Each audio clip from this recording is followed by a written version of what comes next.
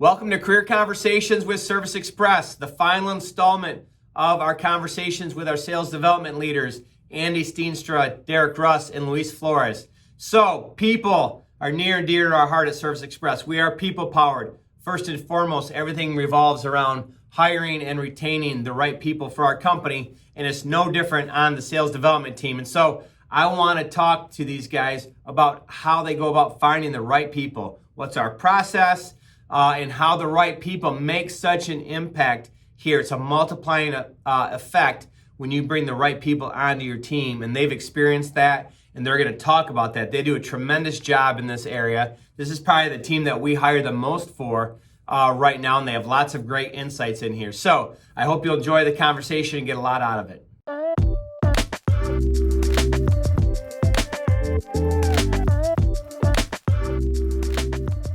What makes a great candidate for this team and this opportunity as you look to grow? It's going to be another area of investment in 2021. We're working on that right now, but we're going to continue to hire and grow. And so what are you looking for in a candidate that would make them a great fit for this team? And what should a candidate be thinking about, as they look to maybe join Service Express?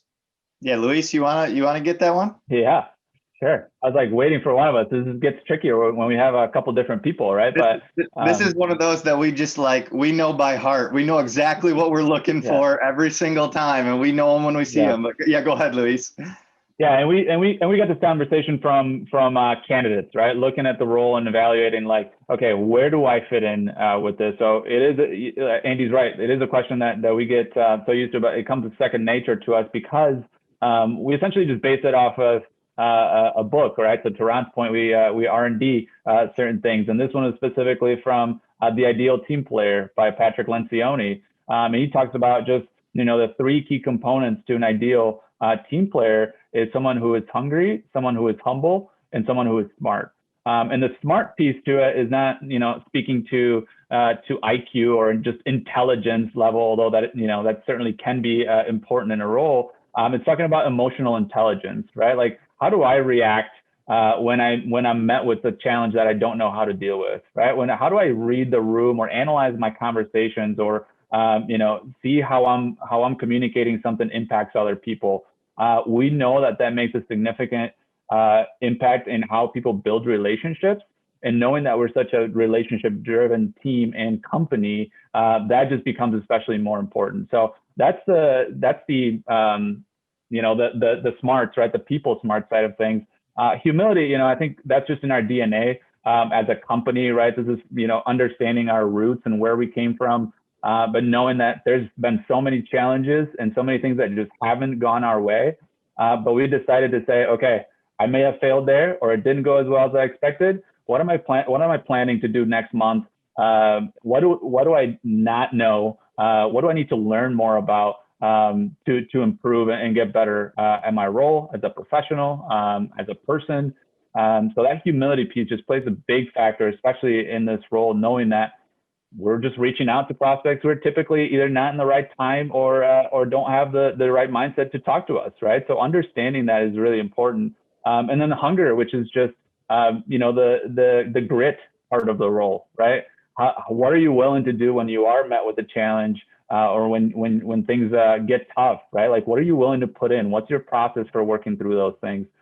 We just find those three components just being so closely tied to determining someone's success in the role. And those are things that we just work consistently with our team to say, which one doesn't come as natural to you, right? And if you feel like you don't have what it takes to commit yourself to improving at that and growing in this role, then this company and this team might just not be the right fit for you. And that's okay. We want to respect that, but we want the people that are committed to improving and growing at the things that maybe don't come as naturally to them, while leveraging the strengths and the things that do. Yeah, I think that's a great point, Luis. Like, we recognize that not everyone's going to be perfect at all three of those areas, right? But you have to be willing and make the conscious commitment to have the self-awareness. We're big on self-awareness. One is this person self-aware, and I think that's the people smarts, as Luis mentioned, the smart piece. But also the willingness to reflect on yourself and to have the humility to go to your team and say, hey, as I know myself well enough to know that this is hard and I'm going to need help in this area.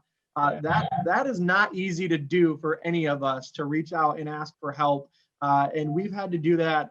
For myself, I had to do that a lot as an SDR, to ask good questions and then ask for accountability. And that's what we love about this role. I think one of our former SDRs, who's now an SAE, said it best.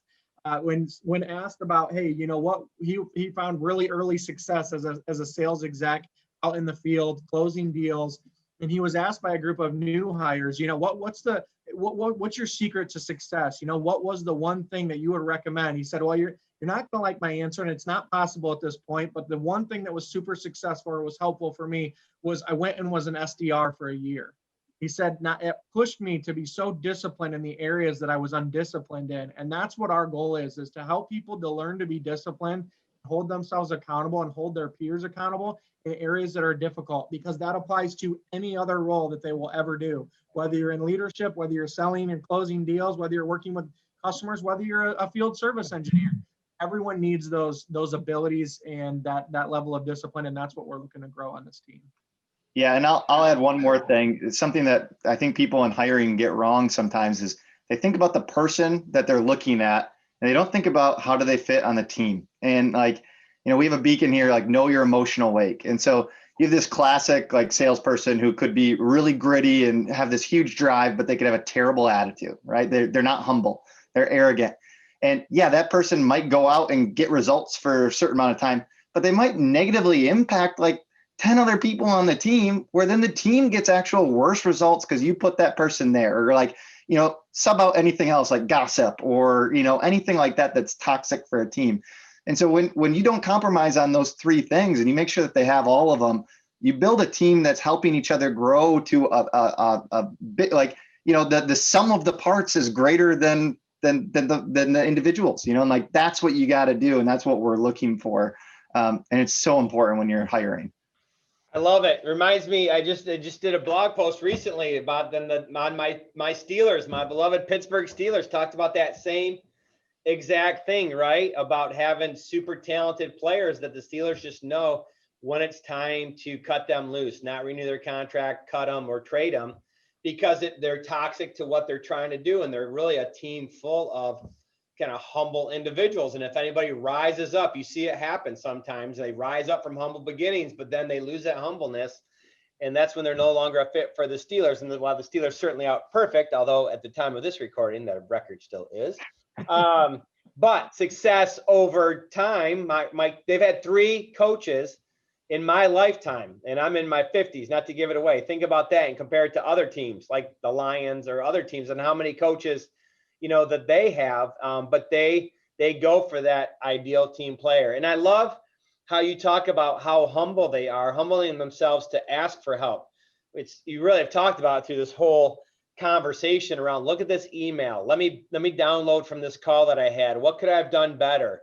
That really takes a humble personality, and man, it's powerful to see how far that can take you when you humble yourselves. And it's really a credit to you as leaders in the team that you've built, that they feel comfortable not having all the answers and not having to act like they know it all. I think that's a big testament to all of you as leaders, because if you don't create that kind of environment, people are going to feel like they have to act like they know it all. And that's not how you get better. And that's not how you improve and grow. So listen, I want to thank you for taking the time to have this conversation with me today. I mean, I hope people, and I think they will, find value in it. I know I'm inspired, and I've learned some new ideas that I want to implement. So this is why I love those conversations. So make sure you get me a couple of those links so I can do surprise pop-ins. And just really want to thank you for your leadership during this time of COVID, always, but especially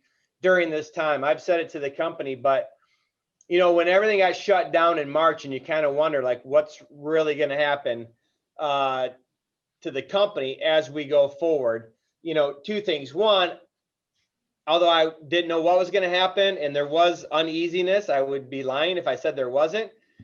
What I did know is the kind of people that we have at Service Express on the SDR team and throughout the entire company and all departments. And I knew that together we would figure it out.